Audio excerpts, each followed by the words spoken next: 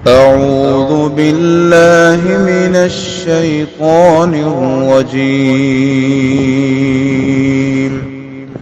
بسم الله الرحمن الرحيم. السلام علیکم ورحمۃ اللہ وبرکاتہ۔ سورۃ العنکبوت آیت نمبر 8 and 9۔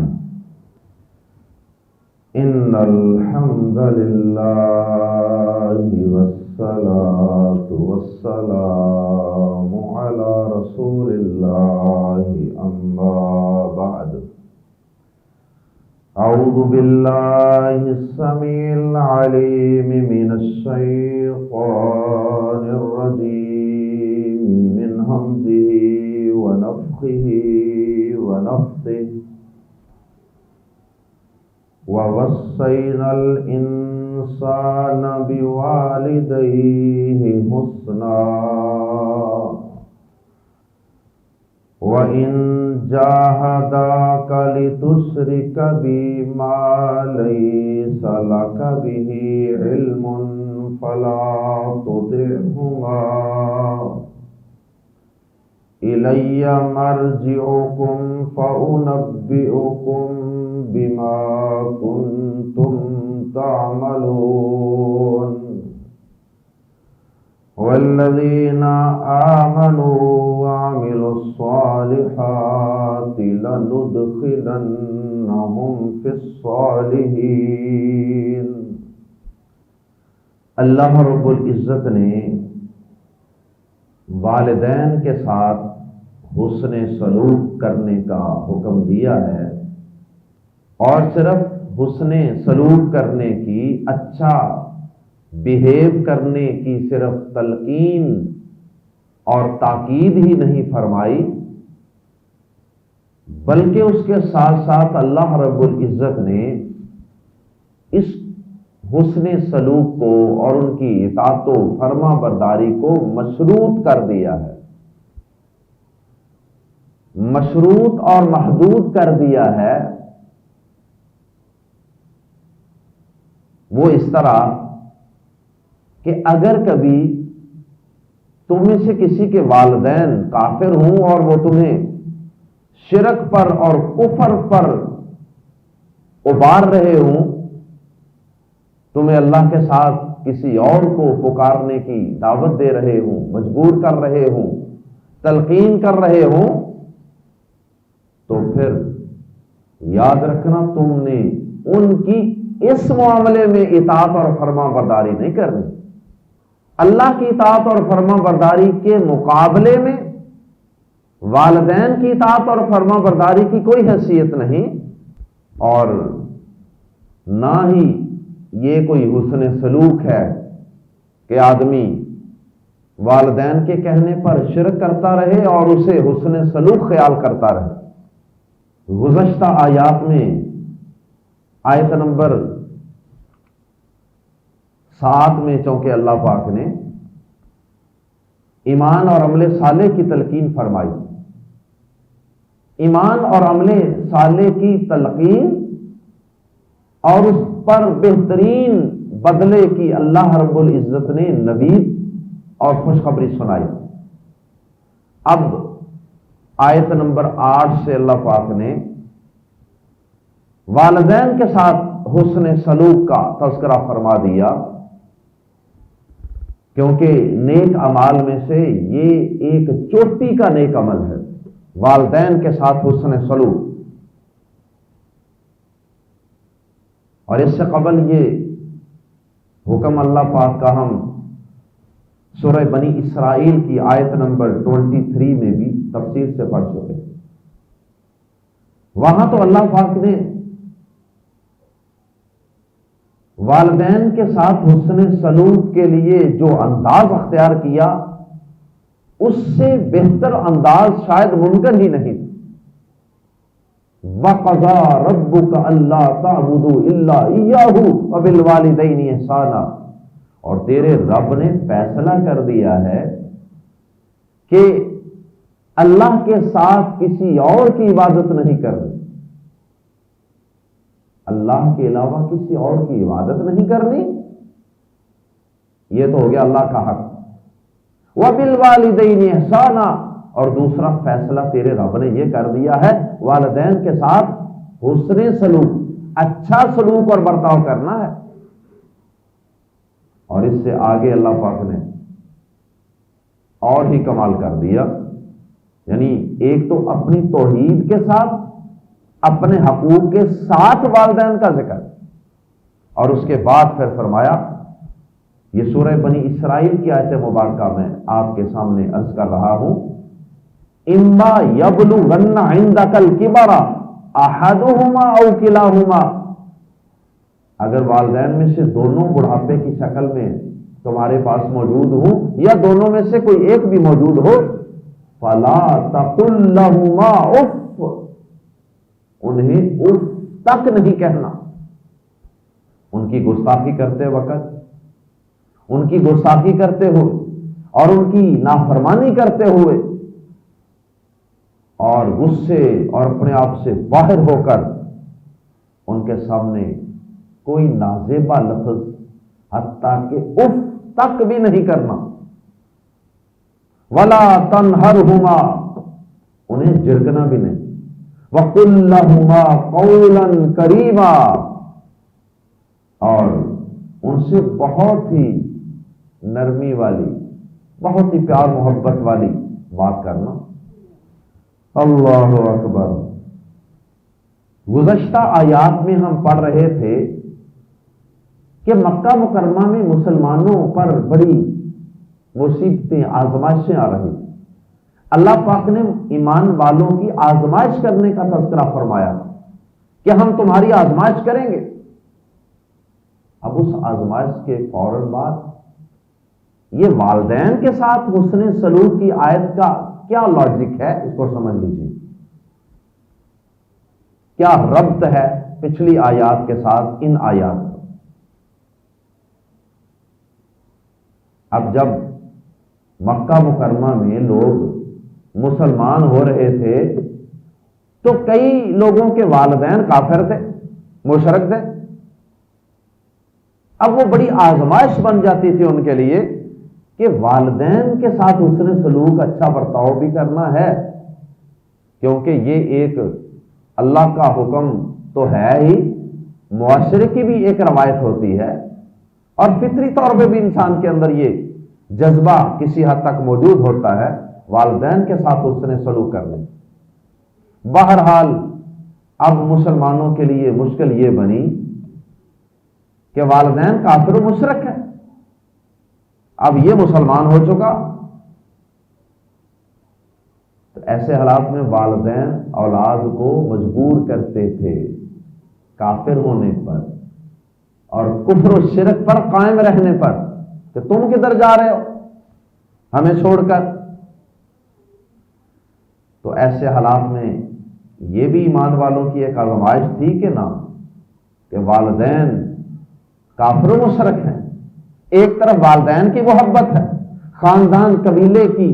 محبت ہے، اور دوسری طرف اللہ کی،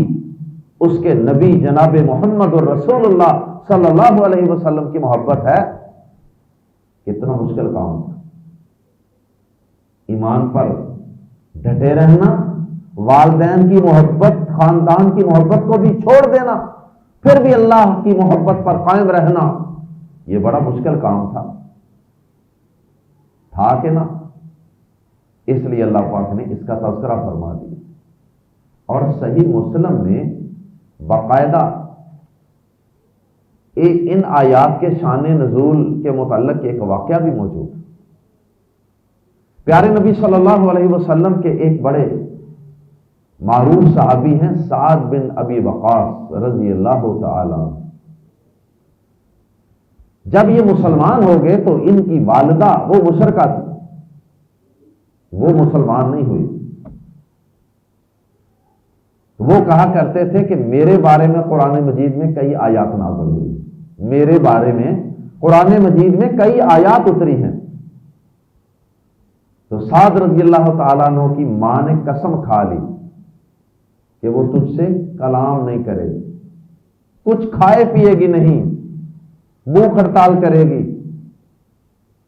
حتیٰ کہ اسی حالت میں مر جائے گی، لوگ ساتھ تجھے برا بھلا کہیں کہ تیری ماں تیری وجہ سے دنیا سے چلی گئی۔ اتنی آزمائش، ماں کھانا ہی نہیں کھا رہی، پانی نہیں پی رہی، ساتھ سے گفتگو نہیں کر رہی۔ اللہ کی قسم بہت بڑی آزمائش ہے، بہت بڑا امتحان ایک مومن کے لیے۔ اس نے کہا کہ جب تک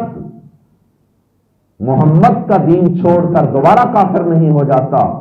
میں یہ سارا کچھ جاری رکھوں، سارے احتجاج اور ساری ہڑتال جاری رکھوں صلی اللہ علیہ وسلم۔ اور ساتھ اس نے یہ کہا کہ تم تو کہتے ہو کہ ہمارے دین نے ہمیں والدین کے بارے میں بڑی وصیت کی ہے، بڑی تاکید کی ہے کہ ان کے ساتھ اچھا سلوک کیا جائے، تو میں تمہاری ماں ہوں، میں حکم دیتی ہوں کہ چھوڑ دو دین، تو تم میری بات نہیں مان رہے۔ سعد نے کہا کہ 3 دن تک میری ماں اسی حالت میں رہی، غشی کے دورے پڑتے رہے، بے ہوش ہوتی رہی، لیکن میں نے کہا سعد یہ تو ایک ماں ہے نا، اگر اس جیسی 1000 مائیں بھی ہوں اور ایک ایک کر کے ان کی جان نکلتی جائے، لیکن اللہ کی قسم سعد محمد رسول اللہ صلی اللہ علیہ وسلم کا ساتھ اور اللہ پر ایمان نہیں چھوڑے۔ سعد رضی اللہ تعالی عنہ کا ایک دوسرا بھائی جس کا نام عمارہ تھا، اس نے پھر اپنی ماں کو پانی وغیرہ پلایا اور ہوش وغیرہ دلائی۔ جب ہوش میں آئی تو پھر سعد رضی اللہ تعالیٰ عنہ کو ماں پھر بد دعائیں دینے لگ گئی۔ اس موقع پہ اللہ پاک نے یہ آیات سورۃ العنکبوت کی آیت نمبر 8 اللہ پاک نے اس موقع پہ نازل فرمائی، اور اس سے ملتی جلتی ایک آیت سورہ لقمان کی آیت نمبر 15 وہ بھی اللہ پاک نے ایسے ہی موقع پر نازل فرمائی۔ وہ آیت مبارکہ بھی اس سے ملتی جلتی ہے۔ اللہ اکبر۔ یہ حدیث امام مسلم رحمہ اللہ نے فضائل الصحابہ میں ذکر کی ہے، صحابہ کے فضائل میں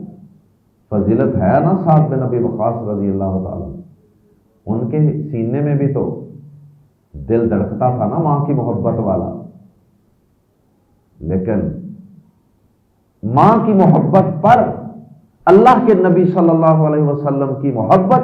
اسلام کی محبت، اللہ کی محبت کو انہوں نے ترجیح دی۔ آئیے پہلا مضمون قرآن مجید کی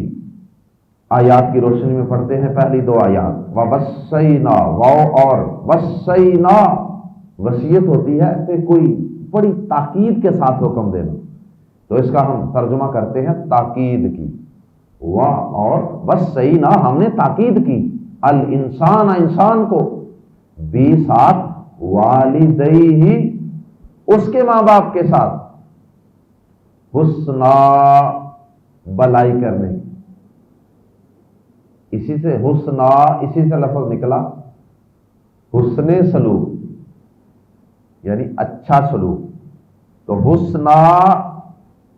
بلائی کرنے کی، اور ہم نے انسان کو اپنے ماں باپ کے ساتھ، پیرنٹس کے ساتھ بلائی کرنے کی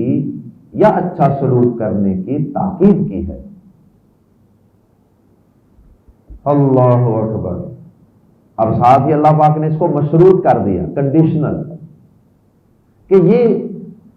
والدین کی اطاعت یا ان کے ساتھ حسن سلوک ضرور کرنا ہے، کافر ہوں تب بھی کرنا ہے، لیکن حسن سلوک کرتے وقت اس بات کا خیال رکھنا ہے کہ ان کی یہ بات نہیں مان لینی کہیں کہ ان کے کہنے پر شرک کرنے چلے جاؤ، کفر کرنے چلے جاؤ۔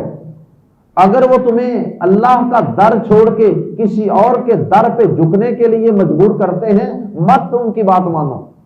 وَإِنْ، اور اگر جاہدا، اگر وہ جہاد کریں، مراد ہے کوشش کریں، مراد ہے زور دیں، پریشر ڈالیں، کا تجھ پر، جہاد ہوتا ہے نا، جہاد میں بڑی بھرپور کوشش ہوتی ہے کسی کام کے لیے، تو یہ لغوی معنی میں یہاں استعمال ہوا وَإِن جَاهَدَا، اور اگر وہ دونوں، یہ جاہدان ہی تھا، آخر سے نون گر گیا ہے تثنیہ کا، وَإِن جَاهَدَا،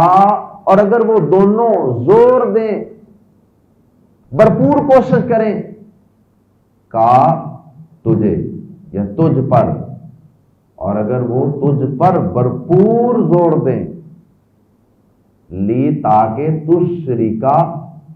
شریک ٹھہرائے، بی ساتھ میرے، یعنی اللہ تعالیٰ فرما رہے میرے ساتھ شریک ٹھہرائے، ما جو یا جس کے بارے میں، ما جو لیسا نہیں لاکا تیرے لیے یا تیرے پاس، بھی ہی اس کے متعلق، علم کوئی علم، ما لیسا لکا بھی علم، جس کے بارے میں تجھے کوئی علم ہی نہیں۔ اب شرک کا اللہ تعالیٰ بتانا یہ چاہتے ہیں کہ شرک کی دلیل ہی کوئی نہیں۔ علم وہ ہوتا ہے جس کے ساتھ دلیل ہو، بغیر دلیل کے جو علم ہوتا ہے وہ علم نہیں ہوتا،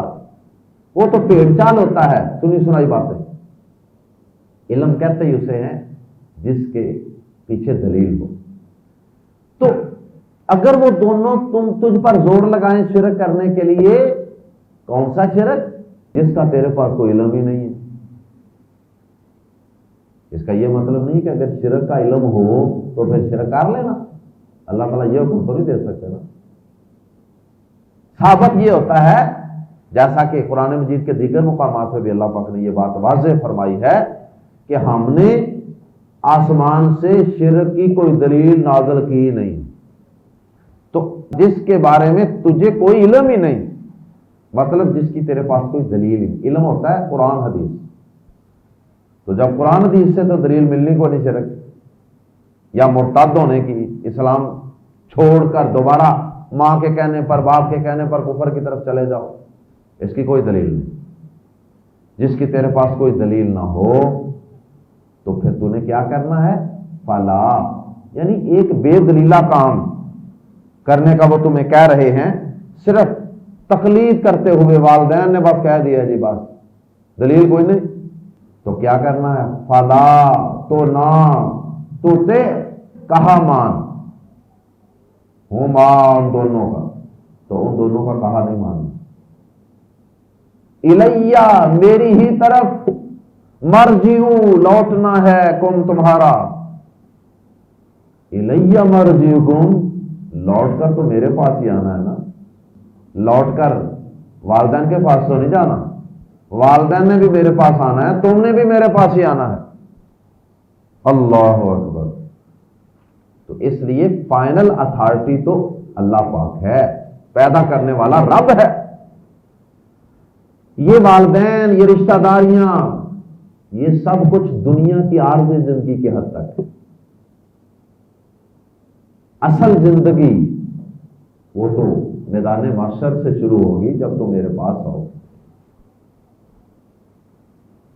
تو اگر کسی کے ماں باپ نے کسی اولاد کو مجبور کیا ہوگا کفر و شرک کرنے پر،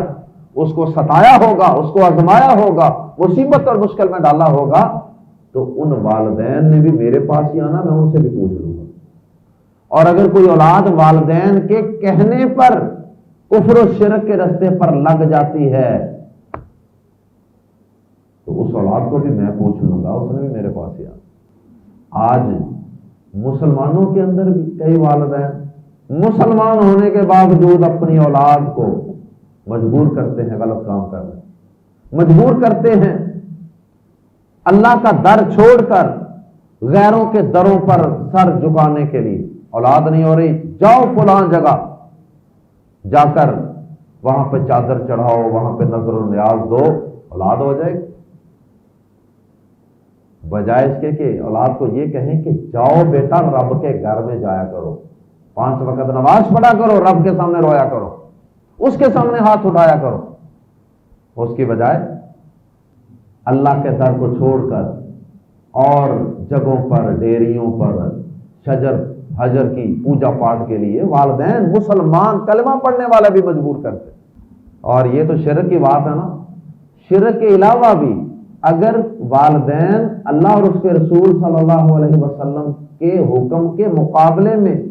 کسی بھی اور کام کا حکم دیں، والدین کی اطاعت نہیں کی جائے. مثلا نوجوانوں کے اندر عام مسئلہ ہوتا ہے، نوجوانوں کو عام یہ پرابلم فیس کرنی پڑتی ہے کہ نوجوان کالج میں جانے والے نوجوان نئی نئی داڑھی پھوٹتی ہے، وہ کئی نوجوانوں کے والدین مجبور کرنے لگ جاتے ہیں، کٹواؤ داڑھی، اترواؤ، منڈواؤ، بڑے ہو کر رکھ لینا، شادی کے بعد رکھ لینا، جب کسی کام کو کرنے کے قابل نہیں رہو گے اس وقت رکھ لینا. نوجوان یقین کریں ایسی مثالیں، کئی مثالیں تو یہ ہے نا کہ والدین بیچارے ترلے منتیں کرتے ہیں کہ بیٹا داڑھی نہ منڈواؤ، اور کئی والدین وہ منڈوانا چاہتے ہیں اور بچے رکھنا چاہتے ہیں.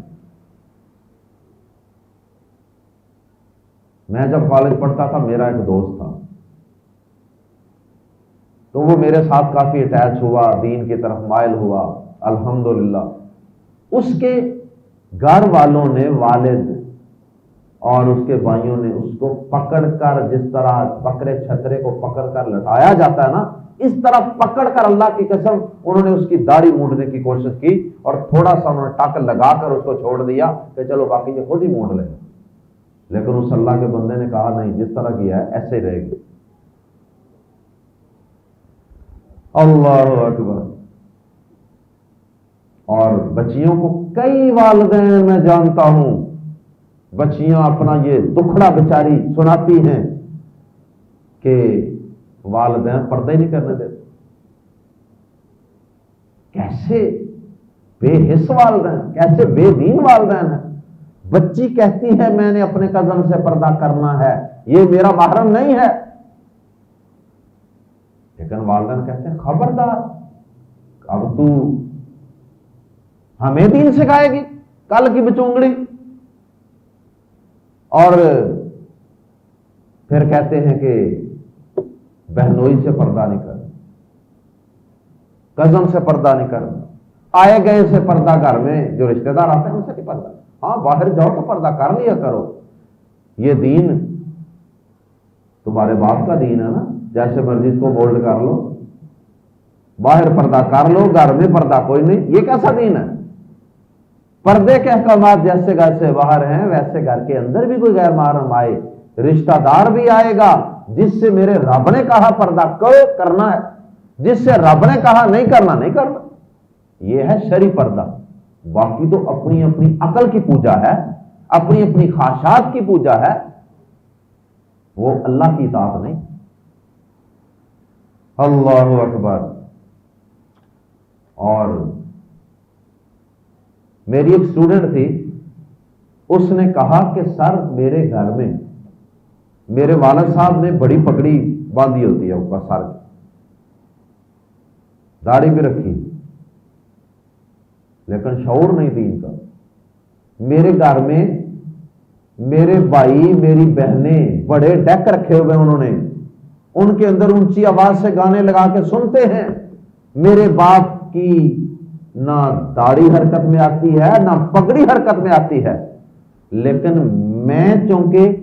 آپ سے سیکھ کے تو اب میں دین پہ عمل کرنا شروع ہو گئی ہوں. پردہ میں نے شروع کر دیا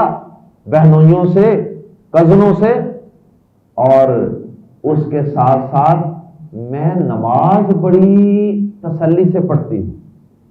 کمرے میں دیرا کر لیتی ہوں، ہلکی سی لائٹ ہوتی ہے، بڑا خشوع و خضوع والا ماحول بناتی ہوں، اور میں بڑی تسلی سے نماز پڑھتی ہوں، ٹائم لگاتی ہوں. تو میرے والدین کو اس بات کی بھی تکلیف ہے، میرے والدین کو اس بات کی تکلیف ہے کہ یہ لمبی لمبی نمازیں کیوں پڑھتی. اور وہ جو میرے بھائی کہتی ہے ساری ساری رات باہر پھرتے رہتے، کبھی نہ باپ کی غیرت جاگی نہ ماں ہی کو کوئی تکلیف ہوئی ہے کبھی. اور میں اپنے رب کے سامنے مصلے پہ کھڑی ہوتی ہوں، میرے والدین کو اعتراض. اللہ اکبر. پیارے نبی صلی اللہ علیہ وسلم نے فرمایا، قرآن مجید نے تو کہا نا کہ وہ شرک پر مجبور کریں تو بات نہیں ماننی، احادیث میں اس سے نیچے والے درجے پر آ کر بھی ان کی بات ماننے سے روک دیا گیا، یعنی شرک تو بڑا گناہ ہے نا، تو چھوٹا مثلا چھوٹے لیول پہ شرک سے نیچے جتنے گناہ ہیں، جیسے میں نے ایک دو مثالیں عرض کی ہیں کہ سنت کے مطابق نماز پڑھنے پر پابندیاں، خشوع و خضوع سے نماز پڑھنے پر پابندیاں، اور بہنوئی کزنوں سے پردہ کرنے کی اجازت نہیں دی جاتی، اور نوجوانوں کو داڑھی رکھنے کی اجازت نہیں دی جاتی۔ نوجوان اگر کوئی مسجد میں زیادہ اس کا آنا جانا شروع ہو جائے، والدین پریشان ہو جاتے ہیں، اور میں ایسے کئی نوجوانوں کو جانتا ہوں کہ جب انہوں نے نمازیں باقاعدگی سے شروع کر دی، مسجد میں 5 وقت آنا جانا، اور جناب داڑھی شاڑھی رکھ لی، تو ماما نے نانوں کو بلا لیا، ماموں کو بھی بلا لیا، خالہ کو بھی کال کر دی، اے آ کے انہوں منڈے کو سمجھا لو، اے میرے ہاتھوں نکلنا جا رہا ہے، انا للہ و انا الیہ راجعون۔ شرم آنی چاہیے ایسی ماں اور ایسے باپوں کو کہ اگر تمہارا یہ بیٹا نشے پہ لگ جاتا پھر تمہیں سمجھ آتی، اگر تمہارا یہ بیٹا بدکاری زناکاری پہ شرابیں پینے پہ لگ جاتا پھر تمہیں عقل آتی۔ اللہ کا شکر ادا کرو اگر تمہارے بچوں کے اندر اللہ نے دین کی محبت رکھ دی ہے، ان کا اٹھنا بیٹھنا نمازی لوگوں کے ساتھ ہے، مسجدوں میں آنا جانا ہے، چہرے پہ سنت سجا لی ہے، تو اللہ کا شکر ادا کرو۔ اللہ اکبر۔ مجھے اپنی بات یاد آ گئی، میرے والد محترم اللہ سے ایمان والی زندگی عطا فرمائے، وہ جب میں اسٹوڈنٹ لائف میں تھا، کالج پڑھتا تھا، تو وہ کہا کرتے تھے برملا سارے بہن بھائیوں میں کہ یہ مجھ سے جتنے بھی پیسے مانگ لینا، مجھے یہ پوچھنے کی ضرورت نہیں ہے کہ کیا کرنے ہیں، کیونکہ مجھے اس پر یقین ہے کہ اس نے کسی غلط جگہ نہیں لگانا، اس نے سگریٹ تو نہیں پینے۔ اور ساتھ کہا کرتے تھے کہ یہ رات کو لیٹ بھی آئے نا، مجھے اس کی فکر نہیں ہوتی کہ کہاں ہوگا، کیا کر رہا ہوگا، مجھے پتا ہوتا ہے کہ کسی درس میں بیٹھا ہوگا، کسی مسجد میں بیٹھا ہوگا، کوئی نیکی کا کام ہی کر رہا ہوگا۔ تو یہ تو اگر آپ کی بیٹی بیٹا اللہ کے ساتھ جڑ جاتے ہیں، قرآن کے ساتھ جڑ جاتے ہیں، اور ان میں دین کی محبت پیدا ہو جاتی ہے، اللہ کی قسم سجدے میں پڑھ کے رویا کرو اللہ کا شکر ادا کرنے۔ آپ تو بے فکر ہو گئے نا، آپ کی تو فکر مندی ختم ہوئی، جو آپ نے ان کا دھیان رکھنا تھا،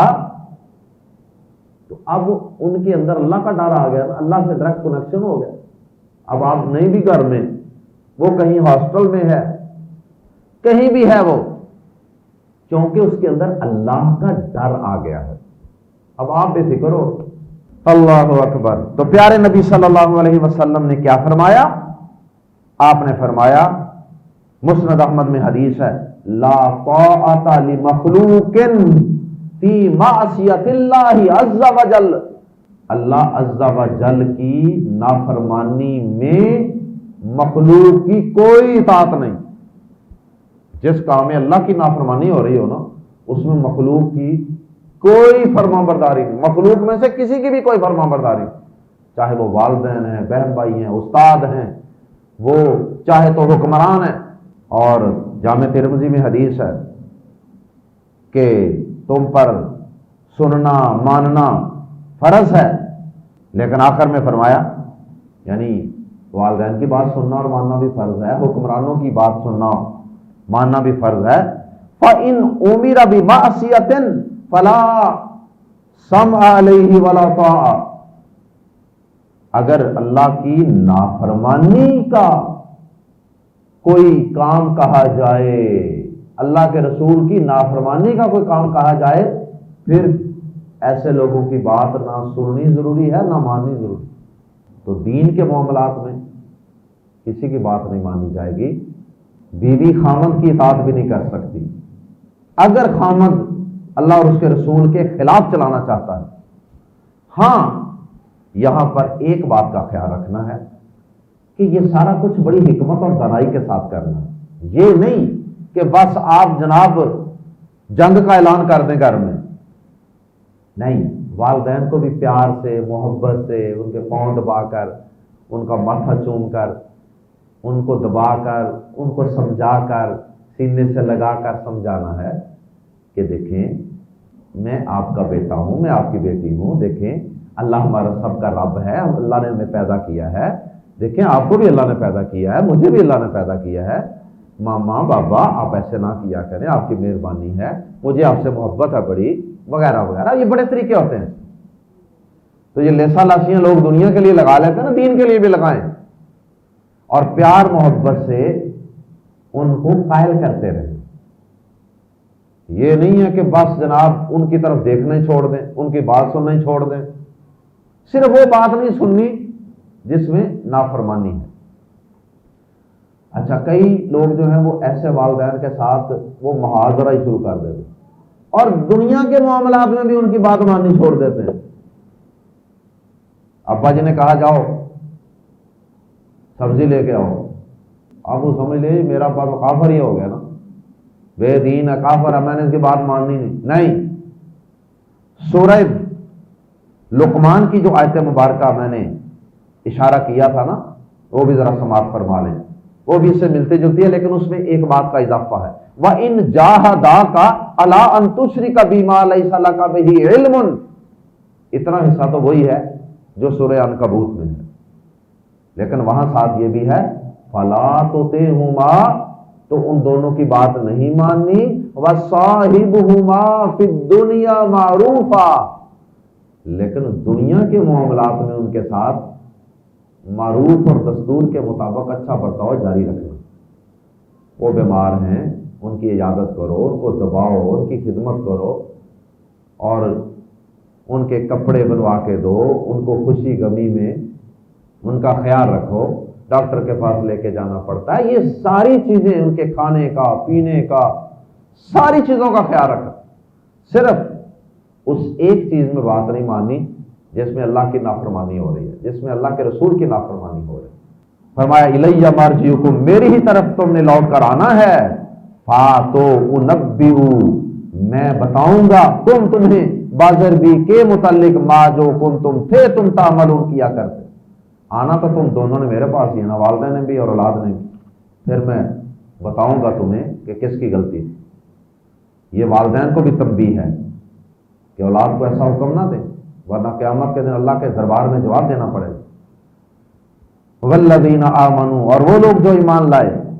وعملوا الصالحات، اور انہوں نے اعمال کیے صالح نیک، لندخلنہم، یعنی وہ ایسی آزمائش کے اندر بھی ڈٹے رہے، جمے رہے اور نیک عمل کرتے رہے، والدین کی محبت کو بھی نظر انداز کر دیا اللہ کی محبت کی وجہ سے، فرمایا لندخلنہم۔ اچھا، یہاں ایک نقطہ بھی ہے، اب والدین سے فطری محبت ہوتی ہے نا انسان، اب ایمان والوں کے دل میں ایک رنج اور تکلیف ہو سکتی تھی کہ یہ جنت کے اندر کیا یہ والدین میرے ساتھ نہیں ہوں گے یا میں ان کے ساتھ نہیں ہوں گا، کیا بنے گا، جدائی ہو جائے گی۔ اللہ اکبر، اللہ پاک نے اس کا جواب دے دیا، اس کا متبادل بتا دیا کہ یہ تمہاری خونی رشتہ تھا، اصل رشتہ اور اصل محبت ہے ایمان اور دین کی، اور اے میرے مومن بندو، میں تمہیں اس کے بدلے میں، والدین اگر کافر و مشرک ہیں تو ان کے بدلے میں تمہیں کیا کروں گا، لندخلن، تو ہم ضرور ہی داخل کر دیں گے ہم انہیں،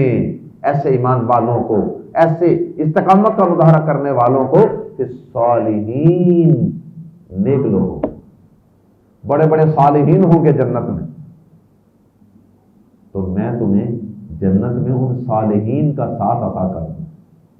بلکہ سورہ نساء کی آیت کے مطابق تو یہ ہے، وَمَن يُطِعِ اللَّهَ وَالرَّسُولَ فَأُولَٰئِكَ مَعَ الَّذِينَ أَنْعَمَ اللَّهُ عَلَيْهِم مِّنَ النَّبِيِّينَ وَالصِّدِّيقِينَ وَالشُّهَدَاءِ وَالصَّالِحِينَ، اور جو اللہ اور اس کے رسول کی اطاعت اور فرما برداری کرے گا تو اللہ تعالیٰ فرماتے ہیں یہ ان لوگوں کے ساتھ ہوں گے، ان کو میں ان لوگوں کا ساتھ دوں گا جو انبیاء کرام ہیں، جو صدیقین ہیں، سچے لوگ، شہداء ہیں، ان کا ساتھ میں عطا کروں گا، والصالحین اور دیگر نیک لوگوں کا ساتھ بھی عطا کروں گا، وحسن اولئک رفیقا اور یہ بہت ہی اچھا ساتھ ہے۔ والدین کا ساتھ تم سے چھن گیا نا تو اللہ اس کے متبادل تمہیں والدین سے بھی بڑے عظیم لوگ ان کا ساتھ میں تمہیں جنت میں عطا فرماؤں گا، تاکہ تمہاری ان سے جو جدائی ہوئی ہے اس کی تلافی ہو جائے۔ اللہ تعالی ہم سب کو والدین کے ساتھ حسن سلوک کرنے کی توفیق عطا فرمائے، اور وہ والدین جو اپنی اولاد کو شرک پر، کفر پر یا اللہ اور اس کے رسول کی نافرمانی پر ابارتے ہیں، زور دیتے ہیں، اللہ ان والدین کو سمجھنے کی توفیق عطا فرمائے، اللہ ان والدین کو بھی ہدایت عطا فرمائے۔ سبحانک اللہم و بحمدک اشہد ان لا الہ الا انت استغفرک و اتوب الیک۔